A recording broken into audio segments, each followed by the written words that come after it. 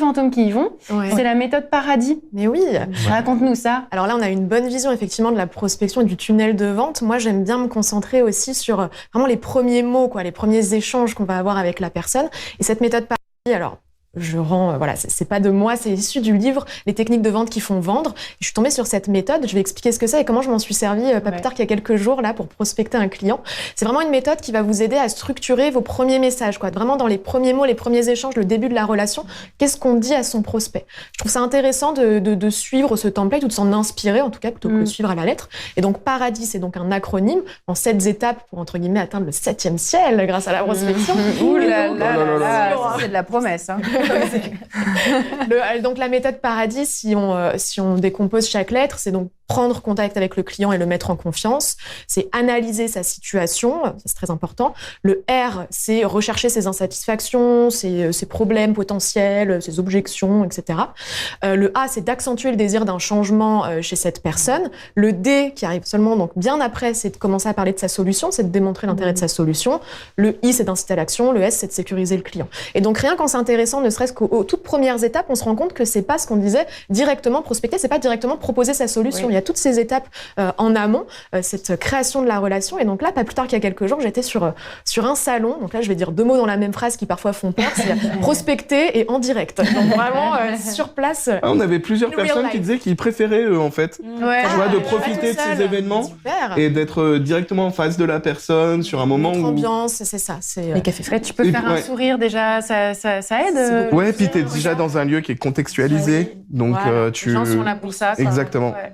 Exactement. Et par exemple, cette méthode Paradis, quand on se retrouve face à un prospect ou qu'on le voit passer dans une allée sur un stand et qu'on se dit il faudrait que je l'aborde, mais qu'est-ce que je vais lui dire, ça peut être intéressant de se rappeler les premières étapes de cette méthode Paradis. Et moi, ce que j'ai fait, c'est que j'ai vu donc une personne, un prospect avec qui j'aimerais bien travailler, et je suis allée voir ça. Exactement.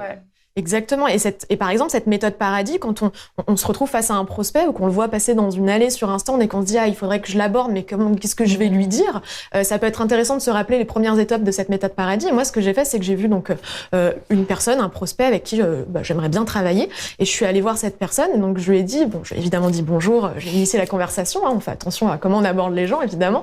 Mais j'ai commencé par ces premières lettres en lui disant tes posts LinkedIn me plaisent beaucoup, surtout celui, et donc j'en ai cité un qu'effectivement j'avais lu pour contextualiser la relation et donc commencer à le mettre en confiance déjà par un compliment qui est sincère, qui est pensé, qui est pas improvisé. Donc j'ai commencé par cibler comme ça, et moi je fais attention aux mots, donc je lui ai dit tes posts LinkedIn me plaisent beaucoup, il n'y a pas de jeu dans les 3 premiers mots, 3-4 premiers mots. Oui. J'essaie de le mettre au cœur de la discussion directement.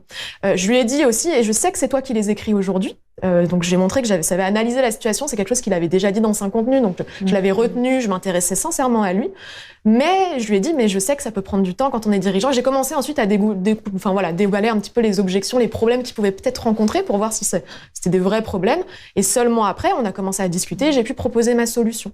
Donc ça c'est une façon de, entre guillemets, d'entamer la discussion, que ce soit à l'écrit ou même sur un salon, à l'oral, pour essayer de vraiment créer une atmosphère positive, de confiance. Voilà, on n'est pas des bourrins, on n'est pas des vendeurs de tapis. Comment est-ce qu'on crée la confiance? Comment est-ce qu'on complimente la personne pour y arriver peut-être? Comment est-ce qu'on crée on trouve un déclencheur qui permet vraiment de déclencher la relation de façon positive. Et on verra si je signe ce client, je sais pas. Encore une fois, sans ça se mettre la pression dès le début, tu dois le signer. En fait, il y a une partie de sincérité au départ et tu ne sais pas où ça va aller. Tu laisses ouvert, quoi. C'est l'inconnu. C'est aussi ça, finalement. C'est d'accepter l'inconnu et de trouver du confort dans cet inconfort, finalement. Et moi, c'est comme ça aussi que je vois la prospection.